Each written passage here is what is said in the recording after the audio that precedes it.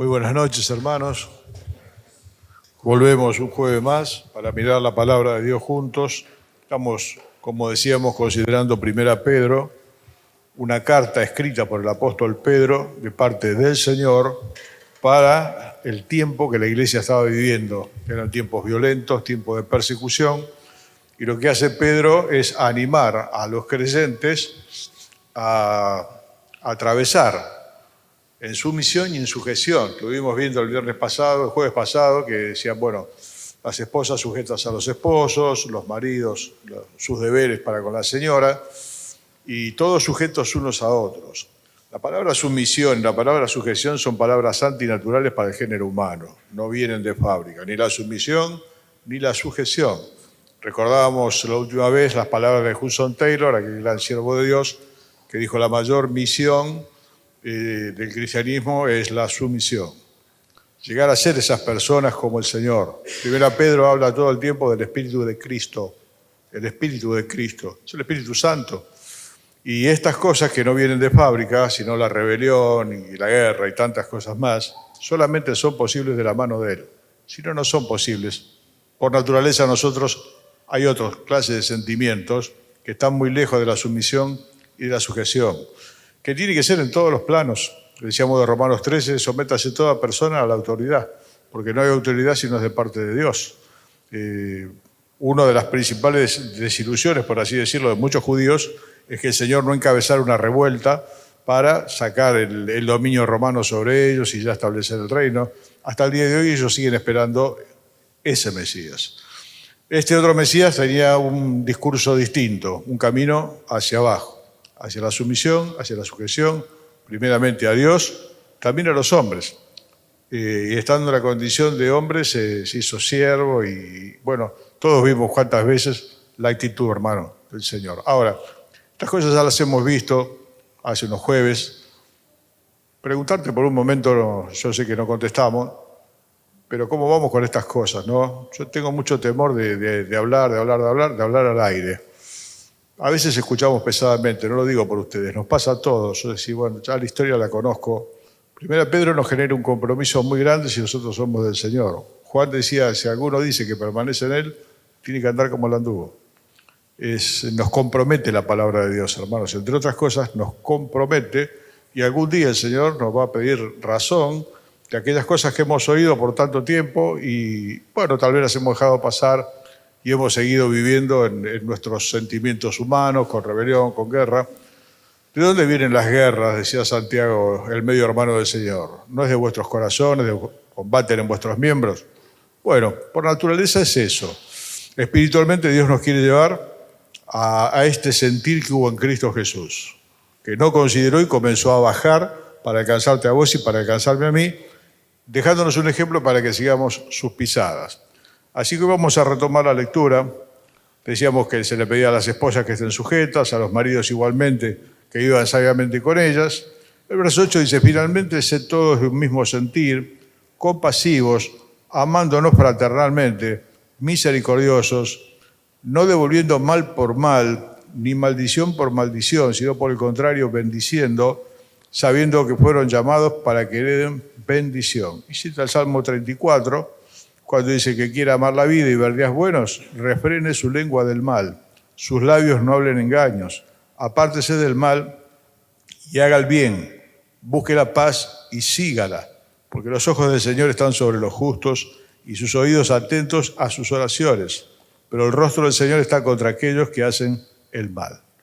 Y ahora el versículo 13, que es la porción que tenemos para hoy hasta el final del 3, es una pregunta: ¿y quién os podrá hacer daño si vosotros seguís el bien? ¿Quién es aquel que os podrá hacer daño si vosotros seguís el bien o hacen lo bueno? Más también, si alguna cosa padecen por causa de la justicia, bienaventurados sois, por tanto no os amedrentéis por temor de ellos, ni os conturbéis, sino santificad a Dios el Señor en vuestros corazones, y estad siempre preparados para presentar defensa con mansedumbre y reverencia ante todo aquel que os demande razón de la esperanza que hay en vosotros, teniendo buena conciencia para que en lo que murmuran de vosotros como de malhechores sean avergonzados aquellos que calumnian vuestra buena conducta en Cristo. Porque mejor es que padezcáis haciendo el bien, si la voluntad de Dios así lo quiere, que haciendo el mal. Y trae el ejemplo del Señor. Porque también Cristo padeció una sola vez por los pecados, el justo por los injustos, para llevarnos a Dios, siendo a la verdad muerto en la carne, pero vivificado en el Espíritu, en el cual también fue y predicó a los espíritus encarcelados, los que en otro tiempo desobedecieron, cuando una vez esperaba la paciencia de Dios en los días de Noé. Mientras se preparaba el arca, en la cual pocas personas, es decir, 8, fueron salvadas por agua. El bautismo que corresponde a esto ahora nos salva, no quitando las inmundicias de la carne, sino como la aspiración de una buena conciencia hacia Dios por la resurrección de Jesucristo, quien habiendo subido al cielo está a la diestra de Dios y a Él están sujetos ángeles, autoridades y potestades. Hay algunas cosas sencillas de entender, acá hay algunos pasajes un poquito complejos que procuramos explicarlo sobre el final. ¿Quién podrá hacerles daño si ustedes hacen lo bueno? Pero nadie. No, la verdad es que hay personas que no pueden hacer daño haciendo lo bueno. De hecho, pasó con los apóstoles, pasó con toda la primera generación, sufrieron persecuciones, hicieron lo bueno y sin embargo fueron martirizados y padecieron un montón de cosas. También nosotros los cristianos hoy en día, muchas veces por hacer lo correcto tenemos grandes problemas, pero el daño a que se refiere acá es el daño que alguna vez citaba, que son las palabras de un amigo, que el mal no nos daña cuando nos golpea, nos daña cuando nos contagia. El Señor decía, no teman a aquel aquellos que pueden matar el cuerpo, más bien teman a aquel que puede matar el cuerpo y arrojar el alma en el infierno. ¿Qué daño nos pueden hacer sobre lo verdadero? Y daño sería si nos contagian y nos hacen igual que ellos. Pero en la medida que nosotros podamos conservar la enseñanza de este Espíritu de Cristo, quien cuando le maldecían no respondía con maldición. Por eso digo, hermano, leer esto es un compromiso muy grande, porque mañana por muy poco nos tiramos a la yugular de algunos y ya queremos tener un problema, discusión en el trabajo, discusión en la iglesia, discusión en las casas y de cristianos. A mí me genera un gran compromiso leer estas cosas, habiéndolas leído tantas veces también. Creo que a todos nos genera lo mismo, hermano. ¿Estás en esta actitud o sos de hacer valer tu derecho, golpear la mesa y tantas cosas más? Bueno, Primera Pedro nos lleva a esto, a soportar. Verso 13 y 14 dice, más también si alguna cosa padecen por causa de la justicia, en el buen sentido de la palabra, ¿no? Porque los ladrones padecen por causa de la justicia, pero acá se está hablando de la justicia del reino. Si por la justicia de Dios tienen problemas, como tuvieron los apóstoles y tantos más, bienaventurados sois. Por tanto, no se amedrenten por temor de ellos, ni se conturben, sino santificad, glorificad a Dios el Señor en vuestros corazones y estad siempre preparados para presentar defensa con mansedumbre y reverencia ante todo aquel que os demande razón de la esperanza que hay en vosotros. Mas también si alguna cosa padecéis. Decía el Señor allá en Mateo capítulo 5, en el verso 10, que eran muy bienaventurados los que padecían a causa de la justicia, a causa del reino. Hay una gran bienaventuranza, no, lo ideal es no padecer. De hecho, la mayoría de nosotros no padecemos como padecieron ellos. Pero hay una bienaventuranza. ¿Cómo es una bienaventuranza si padecieron, los quemaron, los crucificaron?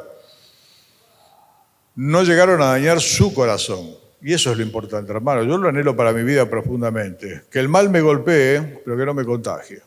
Que no me contagie. No seas vencido de lo malo, dice Pablo, sino vence con el bien el mal. Es un desafío. El deseo es darle la misma medicina que nos dieron a nosotros, por lo menos la venganza, medida. Y si fuese desmedida, también. No. Tenemos que no devolver mal por mal.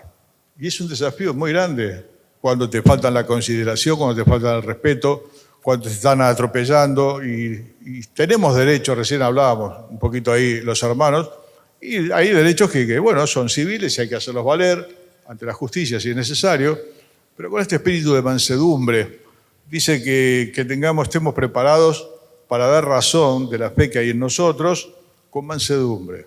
Y me acordaba de Pablo, ¿no? Y obviamente del Señor.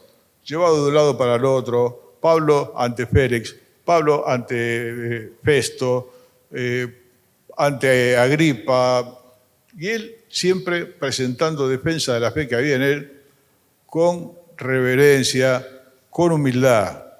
No somos de pelear, hermano. Ojalá se pueda entender que los cristianos no somos gente de pelear.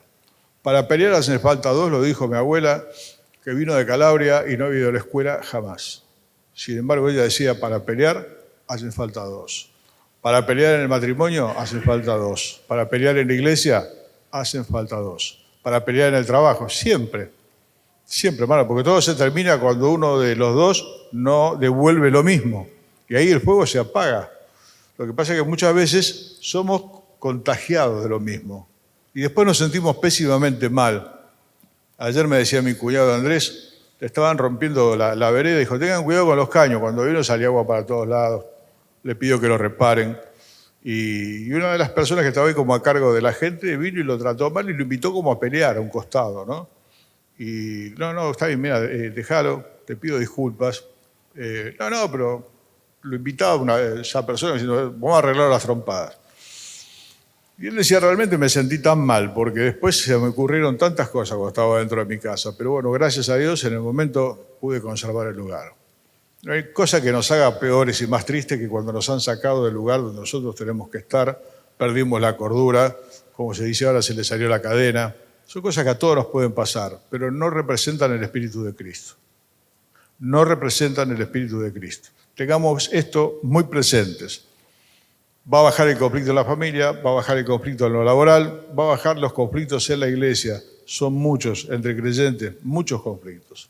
Somos todas personas distintas, pero tenemos que tener un mismo sentir. ¿Cuál es? El sentir que hubo en Cristo Jesús. Si algo pudiese quedar claro hoy, hermano, tendría que ser esto. Si alguno dice que permanece en él, tiene que andar como él anduvo. Presentar con mansedumbre razón de la fe cuando son interpelados. Lo hizo Pablo, explicó el Señor ante Pilato, después se lo mandó a Herodes se lo mandó de vuelta a Pilato, y el Señor en todo momento conservó la calma, conservó el juicio. Delante de algunos de ellos no habló directamente. Ese es el ejemplo y esa es la lección práctica de hoy.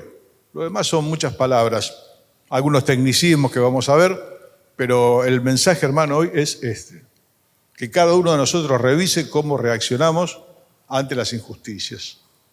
Ante las injusticias, ¿cómo reaccionamos? Si te encierran con el auto, si te hicieron una multa que está mal hecha y tantas cosas más. De hacer escándalo. Nosotros no hacemos escándalo. Nosotros no nos peleamos. Hermanos, quiera Dios que esto nos quede claro en el corazón. Si somos realmente del Señor, tenemos que andar como Él anduvo, y el Señor anduvo de esta manera, en humildad, no devolviendo mal por mal.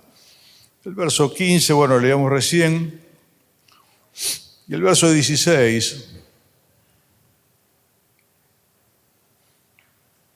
Continúa la lectura, dice, teniendo buena conciencia para que en lo que murmuran de vosotros como de malhechores, sean avergonzados los que calumnian vuestra conducta en Cristo. Porque mejor es que padezcan haciendo el bien, si la voluntad de Dios así lo quiere, que haciendo el mal. Obviamente, a veces padecemos por haber hecho lo que no debíamos hacer, nos hemos metido en problemas. Y si estamos haciendo lo bueno y padecemos, hermanos, sintámonos bienaventurados. Dijo el Señor, significa doblemente feliz. Bienaventurados van a ser cuando por mi causa los maltraten, los persigan, digan toda clase de mal de ustedes mintiendo. Digan toda clase de mal de ustedes, y acota, mintiendo. Se dicen cosas, la calumnia es algo terrible, nos hace doler muchísimo. Que hablen mal de nosotros, queremos una explicación, tantas cosas más. Yo con los años me voy preguntando si lo que dice es cierto. Si es cierto lo que están diciendo a mí, me preocupo. Si no es cierto, ya lo dejo pasar, porque no tiene sentido. Hay hermanos que viven aclarando situaciones todo el tiempo, a llamar al pastor, llamar a alguno, yo te lo digo delante de él. Bueno, hermano, si lo que te dijo es mentira, sos bienaventurado. Y si es cierto, y bueno, preocupate y cambialo. En la crítica a veces se escucha lo que los amigos no nos dicen. En las críticas, que a veces pueden ser despiadadas, se suelen escuchar cosas que a veces los amigos, por amor, a la amistad y todo, no nos dicen. Así que también en esas cosas podemos encontrar una enseñanza. Perdón. Entonces presenta el ejemplo del Señor Jesús, porque también Cristo padeció una sola vez por los pecados, el justo por los injustos para llevarnos a Dios, siendo a la verdad muerto en la carne, pero vivificado en el Espíritu. El justo por los injustos. No hay una injusticia mayor que la del Calvario. No hay una injusticia mayor que la del Calvario. A todos nos duelen las injusticias, a mí me pasó esto, a mí me pasó aquello. Finalmente, muchas veces, vuelvo a repetir, padecemos por errores que cometimos. Pero el Señor ningún mal hizo. Y tomó tu lugar y tomó el mío cuando no le correspondía absolutamente para nada. Y si nos hubieses dejado en la situación que estábamos y nos hubiese castigado a todos, no hubiese sido otra cosa que justicia. Así que cuando pienses en las injusticias o el maltrato del que sos objeto a veces y demás, pensá en el Señor. Siendo rico, se hizo pobre, tantas cosas que sabemos del Señor. Bueno, hermano, tenemos que empezar a imitar al Señor. Se tiene que notar en nuestra vida, lo tiene que notar nuestra familia. No sean respondones, decía el otro día cuando estábamos leyendo. Saber callarse la boca a tiempo requiere más virtud que abrirla. Y el Señor es el ejemplo. El verso 19 dice algunas cosas un poco tal vez complejas. Fue vivificado en espíritu, en el cual también fue y predicó a los espíritus encarcelados, los que en otro tiempo desobedecieron cuando una vez esperaba la paciencia de Dios en los días de Noé, mientras se preparaba el arca, en la cual pocas personas, es decir, 8, fueron salvadas. ¿Qué es esto de que el Señor también fue y predicó a los espíritus encarcelados? Es un pasaje que se le han dado varias aplicaciones, pero la Biblia se resuelve por el contexto inmediato, casi siempre. Y algunos dicen, bueno, fue el Señor a predicarles una segunda oportunidad, a ver si estando en la perdición, en el Seol, se convertían. Hay una segunda oportunidad, hay un purgatorio. No es esto lo que está diciendo la palabra de Dios.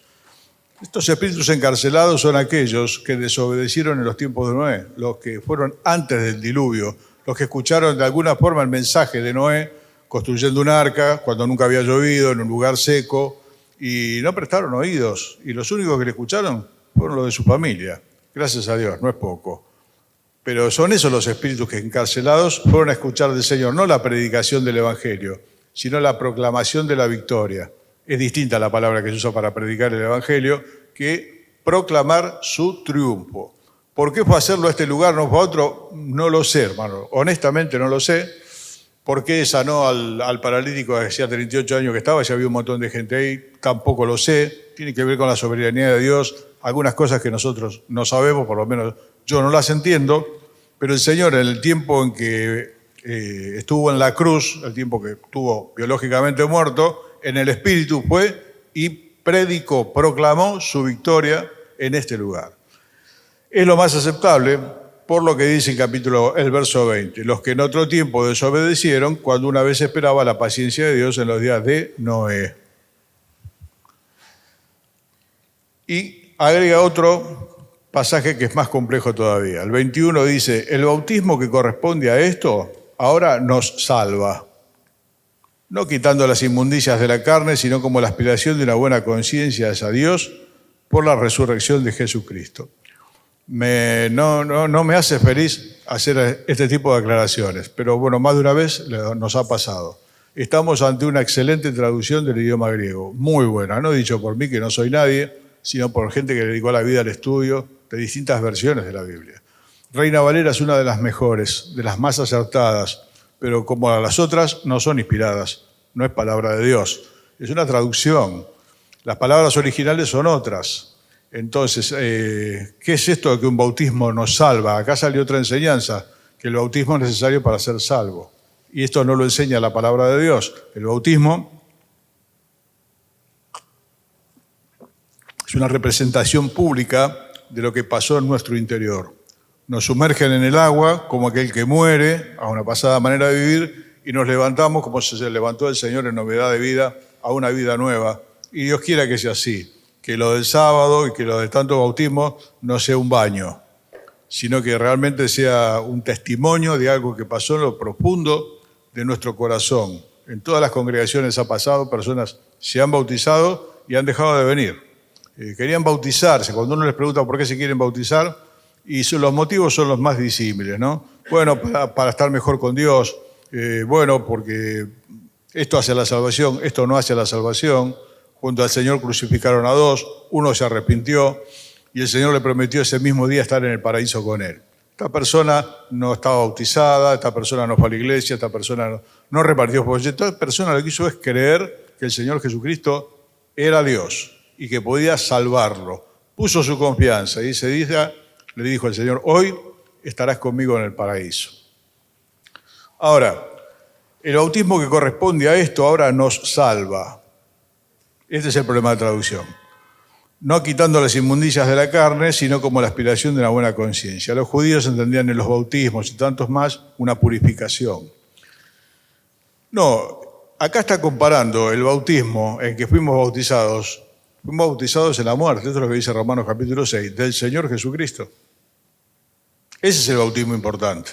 Este es una representación pública. El importante es que haya sido bautizado en el Espíritu, que haya sido bautizado en Cristo, sumergido en Cristo y levantado para vida nueva. Y esto es algo que pasó en el secreto de tu corazón y que pasó en el secreto del mío. Después tenemos la oportunidad de teatralizarlo de alguna manera acá para que la gente vea y entienda. Pero acá lo que está haciendo es comparar el bautismo que sufrieron el arca con los que estaban adentro. Las aguas del juicio vinieron sobre toda la tierra, eso lo vimos hace mucho tiempo con Génesis. Y toda carne murió, y solamente 8 fueron salvos. Le dijeron alguna vez al Señor: son pocos los que se salvan, y realmente, sí, no, lamentablemente no es la mayoría. La iglesia es minoría, la iglesia de Cristo, no los realmente cristianos renacidos, no somos mayoría. Es un pequeño grupo comparado con tanta gente. Bueno, y Noé la familia. ¿Y qué es el arca? El arca es una figura del Señor Jesús. Dentro del arca, ellos atravesaron esas aguas de juicio y estuvieron a salvo. Ni siquiera se mojaron. Nosotros, en la persona del Señor, somos salvos del juicio, de la condenación, de tantas cosas que cayeron sobre Él. Cuando leemos los Salmos, dice: todas tus ondas y tus olas han pasado sobre mí.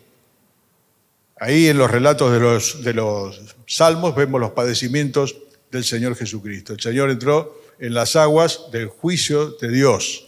Y nosotros en el Señor estamos perfectamente salvados. Esta es la comparación que hace con el arca de Noé. El arca de Noé sirvió para preservar estos 4 matrimonios, Noé y sus hijos y sus nueras. Bueno, hermano, la persona del Señor tiene capacidad para los 7.000 millones de personas. Lamentablemente, no son tantos los que se salvan. Así que esto nos recuerda, una vez más, la persona del Señor. Nuestra conducta, ¿cómo tiene que ser, hermano? No devolviendo mal por mal. Bendiciendo, no maldigas, bendecí. Hay muchas costumbres que las traemos de la vida anterior, ¿no? Y cuesta mucho que se nos despeguen. Pelear por cualquier cosa es símbolo de inmadurez espiritual. Cuando nos peleamos por cualquier cosa y discutimos, y a veces hay que parar la situación entre hermanos, hay algo que está mal. Cuando se discute mucho en el matrimonio, hay algo que está mal también. Cuando uno realmente ve la persona del Señor y lo que Él padeció, va a entender lo que es realmente una injusticia, un dolor, que no hay dolor como el dolor de Él, y va a entender por qué cosas vale la pena pelear, por decirlo así de alguna manera. Alguna vez le conté de aquel pastor que se jubilaba. Entonces llegó el pastor joven que iba a tomar su lugar, lo invitó a pasar a la oficina y bueno, mientras charlaban, el pastor joven miraba todo el tiempo las paredes. Entonces le preguntó, dice: disculpe, hermano, ¿qué es lo que mira? No, pastor, no, dígame. Estaba pintado de verde el oro las paredes. Usted, no, los hermanos pintaron así y usted no dijo nada. Y hermano, yo hace mucho que aprendí por qué cosa vale la pena pelear. Ya está. Honra del hombre es pasar por alto la ofensa, no podemos estar aclarando a cada rato. Para discutir hacen falta 2, para pelear hacen falta 2. Bueno, hermano, que nosotros no seamos la segunda persona, que el tema termine en nosotros, absorbiendo, dice Pablo, ¿por qué nos sufre más bien la afrenta, el ser defraudados? Bueno, a veces pasa, alguno prestó dinero, no se lo han devuelto, ¿tiene derecho? Sí, pero se lo prestó un hermano, no va a ir a tribunales por eso. Y habrá que sufrirlo. Y habrá que dejarlo pasar. La desconsideración, a veces pasa, No digo que sea a propósito, a veces pasa que no tuvimos en cuenta a alguien o no nos tuvieron en cuenta a nosotros. Bueno, hermano, la persona madura tiene al Señor en vista y sabe que todo eso es nada. Comparado a lo que Él padeció, lo que nosotros podamos padecer, no es absolutamente nada. Y después termina dando este ejemplo. El arca, un gesto enorme de la misericordia de Dios. En un juicio global, total, hizo flotar un arca con una familia dentro de 8 personas, de la cual descendemos todos los que estamos hoy sobre la faz de la tierra. Así que, ¿cuántos flotarán con el Señor en el arca que es para 7.000 millones de personas, tiene capacidad para todos? No lo sabemos. La canción decía, hay un lugar para todos en la familia de Dios.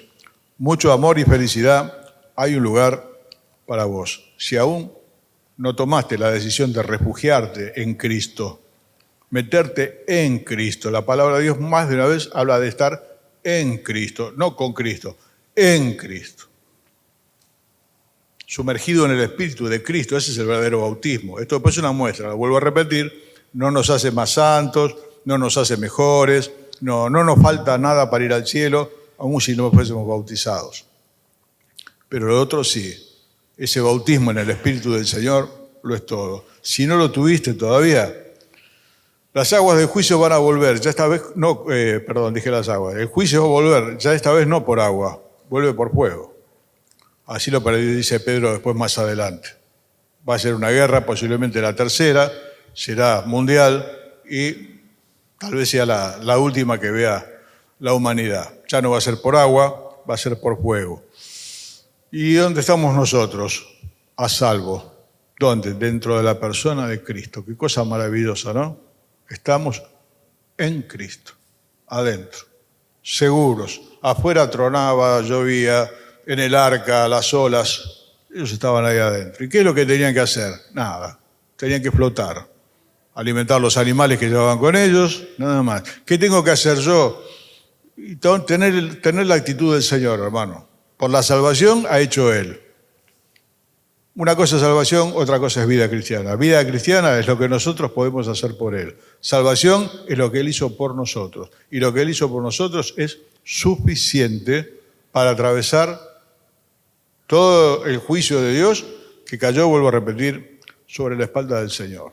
Así que bueno, mis amados, dejamos acá, 1 Pedro capítulo 3, luego vienen otros pasajes también complejos, le tocarán a otro hermano. Recordemos esto, cuando no entendemos algo, marquémoslo en la Biblia y preguntemos. Porque cuando uno no entiende, pierde interés sobre la lectura y va dejando de a poco de hacerla.